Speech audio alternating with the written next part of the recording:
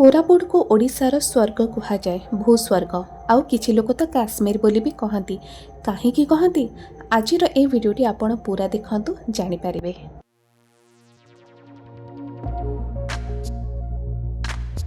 कोरापुट में बुलवा बहुत गुड़े जगह अच्छी जदि आप 5 दिन भी रे आपण बुला सरबनी। आम एत दिन तो रही पार्लुनि किंतु जो 2 दिन भी आम बुलीचु 5टी जगह आम बुली पारिचु आउ से 5टी जगार आपण मानक आसवाक इच्छा हेनी। जितेबाला मुझे बुलूली कोरापुट रे एत सुंदर लगुला आतेबे घर को आसिली ए गाँ गंडा सहर बजार घर द्वारा किसी मत भल लगिलानी। तो आपण मैंने भी गले आपण मान सहित भी या हम आपणकर आसवाक इच्छा हेनी। आ कोरापुट गोटे स्पेशल जगह है देवमाली ओडिशार सबुठारु उच्चा पर्वत जहाँ ओडिशार काश्मीर बोली भी कहती। प्रथमे आमे पहुँचलु हनुमान बाटिकार। यह दामनजोड़ी अवस्थित नालको टाउनशिप अवस्थित यही हनुमान बाटिकार आपन को 33 मीटर उच्चा गोटे हनुमान मूर्ति मिल जोटा कि बहुत अधिक सुंदर। आ मंदिर भितर को प्रवेश कले से भव्य कारुकार्य देखिकी आपण सेठी ही रहीजे। आउ एते शांत एते भव्य जगह आपण माने कोई तो आगुरी केबे देखि भी नथिबे। आउ ए मंदिरर अन्य ना हेउछे अभय अंजय मंदिर। ए मंदिर चारिपटे गोटे बहुत ही बढ़िया बगीचा भी अच्छे। एठारे आपण बुली पारिबे बसी पारिबे फोटो वीडियो सब उठे पारे। आउ एटी प्रसाद भी बहुत बढ़िया मिले। तापर आमे जाई पहुँचलु शबर श्रीक्षेत्र मंदिर रे। एही मंदिर रे प्रभु जगन्नाथ निज भाई भौणी सहित पूजा पाती। आउ एही मंदिर दक्षिण ओडिशार गोटे प्रमुख मंदिर जोठे कि आदिवासी रीतिनीति अनुसार रथ यात्रा पालन करा जाए। आउ सेही शबर संस्कृति अनुसार ही एठारे पूजा भी करा जाए। एठारे अनेक देवादेवी भी आपनको देखिबाकू मिल जिवे जेमिति कि पार्श्व देवादेवी तो नुह एठारे आपण माने देखंतु वैष्णो देवी एमिति कि एठारे अछंती अन्य देवादेवी पशुपतिनाथ अनेक गुड़िए देवादेवी एठारे अछंती। आपण माने आसिले एमानंकु भी दर्शन एका संगे एही मंदिर रे करि पारिबे। सेमिति एही मंदिर रे जेतेबेले आरती हुए एठारे आरती समय रे केवल महिला माने ही उपस्थित रहंती। एहा ए मंदिरर मान्यता रहिछि। ए मंदिर पाखरे आपन को छोट मार्केट भी मिल जिवो जोटी कि आपन बुलाबुली आ किणाकिणी किछि भी करि पारिबे। सेमिति मु भी एठारे बुलुथिली एही मंदिर रे ठाकुर फोटो उठेबा मना किंतु मु एठी लुचि चापी मंदिर रो वीडियोटा करनेथिली आपनक पाए। तो ए मार्केट रे जेतेबेले मु बुलुथिली देखिली जे एठाकार आंध्र साइड रो महिला माने जो माने कि बहुत अधिक मेकअप गेटअप करके बसुथिले बिकुथिले निजर सामग्री बहुत बढ़िया लागुथिले। से माने बहुत अधिक सुंदर थिले किंतु से माने मते उनौथिले भाबुथिले ये को राज्यरू आसी जांती। एहा परे आमे जाई पहुँचलु गुप्तेश्वर मंदिर ठारे। गुप्तेश्वर आपण माने नारू ही जाने पारुथिबे। गुप्तेश्वर माने गुप्त रे रहिथिबा ईश्वर या लुचि रहिथिबा भगवान। आउ एही गुप्तेश्वर मंदिर गोटे गुफारे अवस्थित चूना पत्थर बा लाइमस्टोन जहाँ आम इंग्लीश रे कहबा सेही पहाड़र गुफारे ए ठाकुर अछंती। एठी बहुत ही बड़ शिवलिंग रही जहाँ को एठारे पूजा करा जाए। सेमिति तो एठी फोटो उठेबा मना किंतु लुचि चापी समस्त फोटो उठे भी दौरान वीडियो भी कर दौरान। आउ ए गुफा भीतर को जितेबाला आप प्रवेश करेंगे एठारे 230 पाहाच बोली कहुए कि मत लगिलानी जे 230 पाहाच एते माने एक्साइटेड थिले मु केमिति चढ़ीगली मु जानी पारलिनी। गोटे पटरे आपण माने चढ़ीबे और गोटे पटरे ओल्हेबे किंतु बहुत ही सुंदर जगह।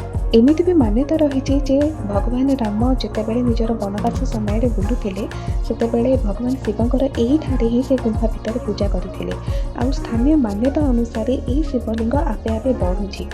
एठारे जंगल रे आपण माने शाल पिया शाल एमिति कि चंदन गछ भी देखि पारिबे जो गुडाक बहुत अधिक मूल्यवान गछ। सकाळे गुप्तेश्वर मंदिर दर्शन सारिकी दिन गोटाए बेले आमे आसिक पहुँचलु राणी डुडुमा ठारे। राणी डुडुमा जलप्रपात या आपको आपण झरणा भी कहतु। आउ एठी आपण माने देखंतु जे आदिवासी महिला माने केमिति तांकर खाद्य सामग्री सब बिकुचंती। से माने बहुत अधिक फिट भी रहउचंती। देखंतु आपण माने निजे देखंतु जे केते अधिक से माने फिट। आउ आपण माने जानिचंती से माने एते अधिक फिट आउ एते अधिक सुंदर रहिबार कारण कोन?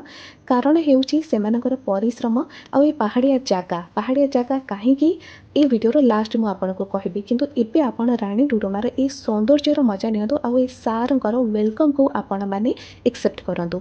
जेतेबेले ए सारं को आमे पार करिके गलु आ देखिलु एते सुंदर स्थान आपण माने देखंतु जे पहाड़ पर्वत जंगल आउ ए चिताबाघ को जेतेबेले मु प्रथमे देखिली मते डरी गली भाबिली एबे डेई पड़िबो किंतु से सेमती स्टाच्यू हेकी रहिचंती काहे केउ वर्षरु से स्टाच्यू हेकी रहिलेनी।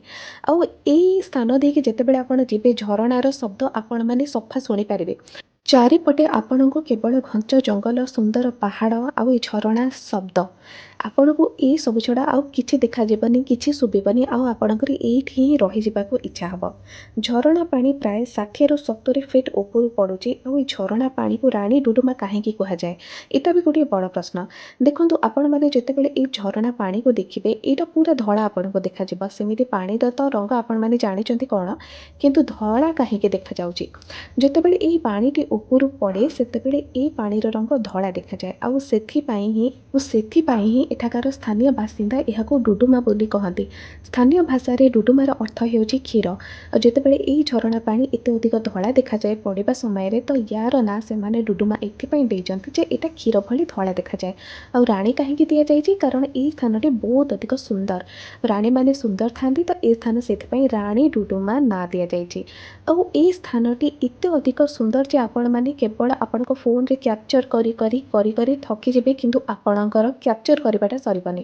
ଆଉ ଯେତେବେଳେ ବି ଆପଣମାନେ ଏଠିକି ଆସନ୍ତୁ ନା କାହିଁକି, ମନେ ରଖିବେ ଯେ ବର୍ଷା ଦିନେ ଯେମିତି ନ ଆସିବେ। ନଭେମ୍ବରରୁ ଆରମ୍ଭ କରି ଫେବୃଆରୀ ପର୍ଯ୍ୟନ୍ତ ବହୁତ ବଢ଼ିଆ ସମୟ ଏଇଟା ବୁଲିବାର, କିନ୍ତୁ ବର୍ଷା ଦିନେ ଏଠାକାର ରାସ୍ତା ଖସରା ହେଇଯାଏ। ସେଥିପାଇଁ ବର୍ଷା ଦିନ ଛାଡ଼ିକି ଆପଣମାନେ ଅନ୍ୟ ସମୟରେ ଆସନ୍ତୁ। ଆଉ ଯେତେବେଳେ ଏଠାରେ ମୁଁ ଆସିକି ପହଞ୍ଚିଲି, ମୁଁ ଭାବିଲି ଯେ ବହୁତ ବଢ଼ିଆ ଭିଡ଼ିଓ ଉଠେଇବି, ବହୁତ ବଢ଼ିଆ ଫଟୋ ଉଠେଇବି, କିନ୍ତୁ ଏଠି ଏତେ ଲୋକ ଥିଲେ ଆଉ ସମସ୍ତଙ୍କର କାମ ଥିଲା କେବଳ ଫଟୋରେ କ୍ୟାପଚର୍ କରିବା, ଭିଡ଼ିଓ ବନେଇବା। ଆଉ ଏଠି ପ୍ରି ୱେଡ଼ିଂ ସୁଟିଂ ବି ହେଉଥିଲା।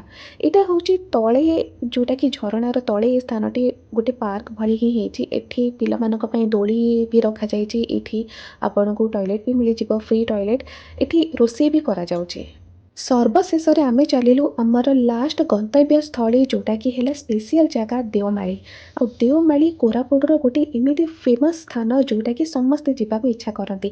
ଆଉ ଏଇ ଦେଓମାଳି ପାହାଡ଼କୁ ହିଁ କୁହାଯାଏ ଓଡ଼ିଶାର କାଶ୍ମୀର ବା ଓଡ଼ିଶାର ସ୍ୱର୍ଗ। ସେମିତି ତ ପୁରା କୋରାପୁଟଟା ହିଁ ଓଡ଼ିଶାର ସ୍ୱର୍ଗ ବୋଲି ଆପଣ କହିପାରିବେ, ବା କାଶ୍ମୀର ବୋଲି ଆପଣ କହିପାରିବେ। କିନ୍ତୁ ଏହି ଦେଓମାଳି ପାହାଡ଼ଟି କୋରାପୁଟ ଜିଲ୍ଲାର ପଟାଙ୍ଗୀ ବ୍ଲକ ଅନ୍ତର୍ଗତ ଗୋଟେ ବହୁତ ଫେମସ୍ ପାହାଡ଼ ଉପରେ ଅବସ୍ଥିତ, ଯେଉଁଟାକି ବହୁତ ଅଧିକ ଉଚ୍ଚା।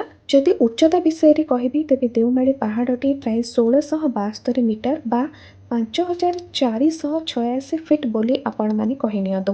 ଆଉ ଏତେ ଅଧିକ ଉଚ୍ଚତା ବିଶିଷ୍ଟ ପାହାଡ଼ ଉପରେ ଚଢ଼ିବା, ଆଉ ଗୋଟିଏ ଗାଡ଼ିର, ଗୋଟେ ବସ୍ର ଚଢ଼ିବା ଗୋଟେ ଅଲଗା ଅନୁଭୂତି, କିନ୍ତୁ ଡରେଇ ଦେଇଥିଲା ଆମକୁ। ଆପଣମାନେ ସତ ଭାବନ୍ତୁ ମିଛ ଭାବନ୍ତୁ, କିନ୍ତୁ ଯେତେବେଳେ ଏହି ଆମରି ବସ୍ଟି ପାହାଡ଼ ଉପରକୁ ଚଢ଼ୁଥିଲା ବୁଲା ବଙ୍କା ରାସ୍ତାରେ, ସେତେବେଳେ ସମସ୍ତେ ଭାବି ନେଇଥିଲେ ଯେ ଆଜି ଆଉ ହୁଏତ ଘରକୁ ଫେରିବେନି।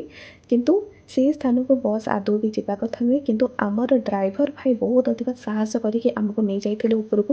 ଦେଓମାଳି ପାହାଡ଼ ଉପରେ ସମତଳ ଏରିଆ, ସେଠାରେ ବହୁତ ଅଧିକ ଟେଣ୍ଟ ବି ରହିଛି, ବହୁତ ସାରା ରହିବା ପାଇଁ। ଆଉ ସେଠାରେ କଟେଜ୍ ବି ବହୁତ ସାରା ରହିଛି। ସେଠାରେ ଟେଣ୍ଟର ରେଣ୍ଟ ଅଲଗା, କଟେଜ୍ର ରେଣ୍ଟ ଅଲଗା, କିନ୍ତୁ ଆମେ ବସ୍ ଭିତରେ ହିଁ ଶୋଇପଡ଼ିଥିଲୁ। ସେଠାରେ ଆମର ଭାତ ଡାଲମା ରୋଷେଇ ବି ହେଇଥିଲା। ରାତିରେ ଆମେ ସବୁ ତାକୁ ଖାଇ ଦେଇଥିଲୁ। ତା ପରଦିନ ସକାଳୁ ପୁରା ରାତିର ପାହୁଣୁ ଭୋରୁ ମୁଁ ଯାଇଥିଲି ମୋ ହଜବେଣ୍ଡ ସାଙ୍ଗରେ ଦେଓମାଳି ପର୍ବତ ମାନେ ଶିଖର ଉପରକୁ ଚଢ଼ିବା ପାଇଁ। କିନ୍ତୁ ମୁଁ ସମ୍ପୂର୍ଣ୍ଣ ଶିଖର ଉପରକୁ ଚଢ଼ି ପାରିଲିନି। ଆଉ ଏହି ୱାଚ୍ ଟାୱାର ପାଖରୁ ହିଁ ଆପଣମାନଙ୍କ ପାଇଁ ଏଇ ଭିଡ଼ିଓ ସବୁ ବନେଇଛି। ଆଉ ଚାରିପଟକୁ ଅନେଇଲେ କେବଳ ପାହାଡ଼, ପର୍ବତ, ବାଦଲ ଆସିକି ଆପଣଙ୍କ ମୁହଁରେ ବାଡ଼େଇ ହେଉଥିବ। ବହୁତ ଅଧିକ ଥଣ୍ଡା ପବନ, ଆଉ କେବଳ ସୁନ୍ଦର ଦୃଶ୍ୟ ଛଡ଼ା ଆପଣଙ୍କୁ ଆଉ କିଛି ବି ଲାଗିବନି। ଆଉ ଏଠି ବି ଦେଖନ୍ତୁ, ଲୋକ ୱାଚ୍ ଟାୱାରରେ କ'ଣ ସବୁ ଲେଖିକି ଅସନା ମସନା କରୁଛନ୍ତି, କିଛି ସ୍ଥାନ ସେମାନେ ଛାଡ଼ୁନାହାନ୍ତି। କିନ୍ତୁ ଆପଣମାନେ ଦେଖନ୍ତୁ, ଯେତେବେଳେ ଏହି ସ୍ଥାନକୁ ଆପଣମାନେ ଆସିବେ ନା, ସବୁ ଭୁଲିଯିବେ। ଆପଣଙ୍କର ଟେନସନ୍, ଆପଣଙ୍କର ଷ୍ଟ୍ରେସ୍ ଯାହା ବି ରହିଛି ସବୁ ଭୁଲିଯିବେ। ଆଉ ଥରେ କେବଳ ଆସିକି ଦେଖନ୍ତୁ। ଯଦି ଆପଣଙ୍କର ଲାଇଫ୍ରେ ବହୁତ ଅଧିକ ଷ୍ଟ୍ରେସ୍ ରହିଛି, ଆପଣମାନେ ଭିଡ଼ଭାଡ଼ି ସ୍ଥାନରୁ ଟିକେ ଦୂରେଇକି ଗୋଟେ ଶାନ୍ତପୂର୍ଣ୍ଣ ସ୍ଥାନରେ ରହିବା ପାଇଁ ଚାହୁଁଛନ୍ତି, ତେବେ ଦେଓମାଳି ଠାରୁ ଆଉ ଭଲ ସ୍ଥାନ ଆପଣଙ୍କ ପାଇଁ କିଛି ବି ନ ହେଇପାରେ। ହଁ, କିଛିଟା ଆପଣଙ୍କ ପଇସା ଖର୍ଚ୍ଚ ହେବ, କିନ୍ତୁ ଆସନ୍ତୁ ନିଶ୍ଚୟ, ଏଠି ରହନ୍ତୁ, 2-4 ଦିନ ରହନ୍ତୁ। ଆଉ ଖାଆନ୍ତୁ, ପିଅନ୍ତୁ, ଟ୍ରାକିଂ କରନ୍ତୁ, କ୍ୟାମ୍ପିଂ କରନ୍ତୁ। ବହୁତ ବଢ଼ିଆ ସ୍ଥାନ ଟ୍ରାକିଂ ପାଇଁ, ପାହାଡ଼ ଚଢ଼ିବା ପାଇଁ। ଆଉ ଏଠି ପାହାଡ଼ ଚଢ଼ିଲେ ଆପଣଙ୍କର ଭଲ ଏକ୍ସରସାଇଜ୍ ବି ହେଇଯିବ, ଆପଣଙ୍କର ପେଟର ଚର୍ବି ବି କମିଯିବ। ହଁ, ପ୍ରଥମେ ଆପଣଙ୍କୁ କହିଥିଲି ଯେ ଆଦିବାସୀ ମହିଳାମାନେ ଏଠି କେମିତି ଏତେ ଅଧିକ ଫିଟ୍ ରହୁଛନ୍ତି। ଦେଖନ୍ତୁ, ଆପଣ ନିଜେ ଏଇ ପାହାଡ଼ ପର୍ବତ ସବୁ ଦେଖନ୍ତୁ। ସେମାନଙ୍କର ଗାଁ ଗଣ୍ଡା କେଉଁଠି ଥାଏ, ସେମାନଙ୍କର ବିଲବାରି କେତେ ଦୂରରେ ଥାଏ। ସେମାନେ ଏଇ ପାହାଡ଼ ଚଢ଼ିକି ଆସନ୍ତି, ଚାଲନ୍ତି। ଆପଣମାନେ ଦେଖନ୍ତୁ ଯେ ରାସ୍ତାର ସେମିତି କିଛି ସୁବିଧା ନାହିଁ, ପାଣିର ସେମିତି କିଛି ସୁବିଧା ନାହିଁ। ଝରଣା ପାଣି ସେମାନଙ୍କ ପାଇଁ, ଆଉ ଝରଣା ପାଣିକୁ ଆଣିବା ପାଇଁ ବି ଘର ପର୍ଯ୍ୟନ୍ତ ବହୁତ ଅଧିକ ବାଟ ସେମାନଙ୍କୁ ପାହାଡ଼ିଆ ଅଙ୍କା ଫଙ୍କା ରାସ୍ତାରେ ଉଠାଣି ପଡ଼ାଣି ଦେଇକି ଚାଲିବାକୁ ପଡ଼େ। ଆଉ ଯେତେବେଳେ ଶାରୀରିକ ପରିଶ୍ରମ ସବୁବେଳେ ରହିବ ତ ନିଶ୍ଚୟ ସେମାନେ ଫିଟ୍ ହିଁ ରହିବେ ନା। ସେମାନଙ୍କର କୌଣସି ପ୍ରକାର ରୋଗ ନଥିବ, ସେମାନଙ୍କୁ କୌଣସି ପ୍ରକାର ଚର୍ବି ଲାଗୁନଥିବ। ଆପଣମାନେ ଦେଖିଲେ ଯେ ସେମାନେ କେତେ ଅଧିକ ଫିଟ୍, ଯେତେ ଅଧିକ ବୟସ ହେଇଯାଉ ବି ସେମାନେ ବହୁତ ଅଧିକ ପରିଶ୍ରମ କରୁଛନ୍ତି। ତ ଏଇ ଯେଉଁ ଶାରୀରିକ ପରିଶ୍ରମ ହିଁ ସେମାନଙ୍କୁ ଫିଟ୍ ରଖୁଛି ସବୁବେଳେ, ଆଉ ସ୍ୱାସ୍ଥ୍ୟ ରଖୁଛି ସେମାନଙ୍କର ଭଲ। ତ ଆପଣମାନେ ଯଦି ଏଠାକୁ ଆସିବା ପାଇଁ ଚାହୁଁଛନ୍ତି ନିଶ୍ଚୟ ଆସନ୍ତୁ। ଏଇସବୁ ଟେଣ୍ଟ ମାନେ ଆପଣମାନେ ଦେଖୁଥିବେ ଯେ ଟେଣ୍ଟରେ ଏଠି ରେଣ୍ଟ ପ୍ରାୟ ରାତିକୁ 1000 ଟଙ୍କା ନେଉଛନ୍ତି। କିନ୍ତୁ ଏଇ ଟେଣ୍ଟରେ ବି ଆପଣ ରହିପାରିବେ, କଟେଜରେ ବି ଆପଣ ଯଦି ଅଧିକ ଖର୍ଚ୍ଚ କରିବେ କଟେଜରେ ବି ରହିପାରିବେ। ଯଦି ଆପଣ ନିଜ ଗାଡ଼ିଆ ନେଇକି ଆସୁଛନ୍ତି ତ ଗାଡ଼ିରେ ବି ଆପଣମାନେ ଶୋଇପଡ଼ିବେ। କିନ୍ତୁ ଏଠାରେ ପାଣି ସେମିତି ସୁବିଧା ନଥାଏ, ପାଣି ଆପଣଙ୍କୁ କିଣିବା ପାଇଁ ପଡ଼ିବ। ଯାହା ବି ହଉ ପଛେ ଖାଇବା ପିଇବା ଯାହା ବି ଆପଣଙ୍କର କିଣନ୍ତୁ, ପଇସା ଖର୍ଚ୍ଚ ହଉ ଯାହା ବି ହଉ, କିନ୍ତୁ ସ୍ଥାନଟି ବହୁତ ଅଧିକ ସୁନ୍ଦର। ଆଉ ଯେତିକି ବି ଆପଣ ଖର୍ଚ୍ଚ କରିବେ ନା ଆପଣଙ୍କୁ ଲାଗିବ ଯେ ପଇସା ପୁରା ଫୁଲ୍ ବସୁଲ ହେଇଯାଇଛି। ଆଉ ଏଠି ଯେତେବେଳେ ଆପଣମାନେ ଦେଖନ୍ତୁ ଏଇ ଯେଉଁ ଶିଖରକୁ ଚଢ଼ିବା ସମୟରେ ଶିଖର ପର୍ଯ୍ୟନ୍ତ ରାସ୍ତା ଭଲ ନାହିଁ, କିନ୍ତୁ ଆପଣମାନଙ୍କୁ ଟ୍ରେକିଂ କରିବା ପାଇଁ ପଡ଼ିବ। ଏଠି ଗୋଡ଼ି ପଥର ରାସ୍ତା ରହିଛି, କିନ୍ତୁ ମୁଁ ସମ୍ପୂର୍ଣ୍ଣ ଚଢ଼ି ପାରିଲିନି। ଆପଣମାନେ ନିଶ୍ଚୟ ଚଢ଼ନ୍ତୁ, ବହୁତ ବଢ଼ିଆ ସ୍ଥାନ। ଆଉ ଯେଉଁ ସମୟରେ ମୁଁ ଏଠି ପହଞ୍ଚିଲି ସେତେବେଳେ ପୁରା ସକାଳ ବି ହେଇନଥିଲା, ରାତି ଟିକେ ଟିକେ ପାହି ଆସୁଥିଲା। ଆଉ ରାତି ପାହିବା ସମୟରେ ଠିକ୍ ସୂର୍ଯ୍ୟୋଦୟ ସମୟରେ ଯେତେବେଳେ ପାହାଡ଼ର ଶିଖରରେ ଆପଣମାନେ ପହଞ୍ଚିବେ ତା'ର ମଜା ହିଁ ଅଲଗା ଥାଏ। କେତେ ସବୁ ଏଇଠି ଲୋକମାନେ ଦେଖନ୍ତୁ, ଫାଷ୍ଟ ତ ଅନ୍ଧାର ସମୟରେ ମୁଁ ହିଁ ଫାଷ୍ଟ ଯାଇଥିଲି। ତାପରେ ପରେ ଯେତେବେଳେ ଟେଣ୍ଟରେ ଯେଉଁ ଲୋକମାନେ ଥିଲେ ମୋ ପରେ ସମସ୍ତେ ଗଲେ। ମୁଁ ପଛକୁ ବୁଲି ଦେଖିଲା ବେଳକୁ ବହୁତ ସାରା ଲୋକ ମୋ ପଛରେ ରହିଲେଣି। ଆଉ ୟାର ଭିତରେ କଟେଜ୍ ଗୁଡ଼ାଏ ଅଛି ଯେଉଁଗୁଡ଼ାକି ବହୁତ ଅଧିକ ରେଣ୍ଟ ସେମାନେ ନିଅନ୍ତି। କିନ୍ତୁ ଆପଣମାନେ ଯଦି ଖର୍ଚ୍ଚ କରିପାରିବେ ନିଶ୍ଚୟ ଏଠାରେ ରୁହନ୍ତୁ। ଗୋଟେ ବହୁତ ବଢ଼ିଆ ଅଲଗା ଅନୁଭୂତି ଆପଣମାନେ ପାଇଯିବେ। ସେମିତି ତ କୋରାପୁଟରେ ବହୁତ ଗୁଡ଼ିଏ ଜାଗା ରହିଛି, କିନ୍ତୁ ଦେଓମାଳି ତଳେ ସବୁ। ଦେଓମାଳି ହେଉଛି ପୁରା ହାଇଏଷ୍ଟ ଟୁରିଷ୍ଟ ପ୍ଲେସ୍, ଯେଉଁଟାକି ଓଡ଼ିଶା ଭିତରେ ଆସିବ। ମୁଁ ନମ୍ବର 1ରେ ଦେବି ଦେଓମାଳି, ଯେଉଁଟାକି ମୁଁ କେବେ ଭୁଲିପାରିବିନି।